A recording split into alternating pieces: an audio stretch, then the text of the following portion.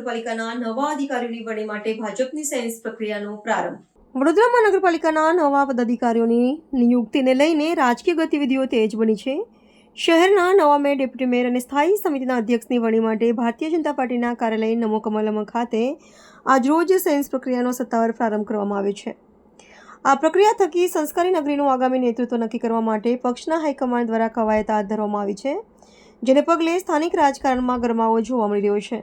વડોદરાના મહાનગર માટે હોદ્દેદારોની નિમણૂક હેતુ પ્રદેશ કક્ષાએથી નિરીક્ષકોને વિશેષ જવાબદારી સોંપવામાં આવી છે, જે અંતર્ગત પ્રદેશ આગેવાનો સર્વશ્રી દુષ્યંત પંડ્યા, માયાબેન કોડનાણી અને પ્રજ્ઞેશભાઈ બ્રહ્મભટ્ટ વડોદરા સ્થિત નમો કમલમ પહોંચ્યા છે।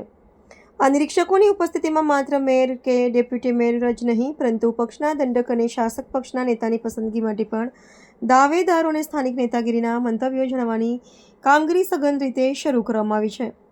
સંગઠનાત્મક માળખાને ધ્યાનમાં રાખીને હાથ ધરાયેલી આ સેન્સ પ્રક્રિયામાં પાર્ટીના વિવિધ સ્તરના આગેવાનોને સાંભળવામાં આવશે, જેમાં વોર્ડ પ્રમુખો, મહામંત્રીઓ, નવનિયુક્ત કાઉન્સિલરો, પ્રદેશ કારોબારી સભ્યો, ધારાસભ્યો અને સાંસદ દ્વારા પોતાના મંતવ્યો તેમજ ભલામણો નિરીક્ષકો સમક્ષ રજૂ કરવામાં આવશે। આ પ્રક્રિયા પૂર્ણ થયા બાદ તમામ અભિપ્રાયોને એક વિસ્તૃત અહેવાલ પ્રદેશ નેતૃત્વને સુપરત કરાશે, જેના આધારે આગામી દિવસોમાં વડોદરા મહાનગરપાલિકાના નવા સુકાનીઓની અંતિમ સત્તાવાર જાહેરાત કરવામાં આવશે।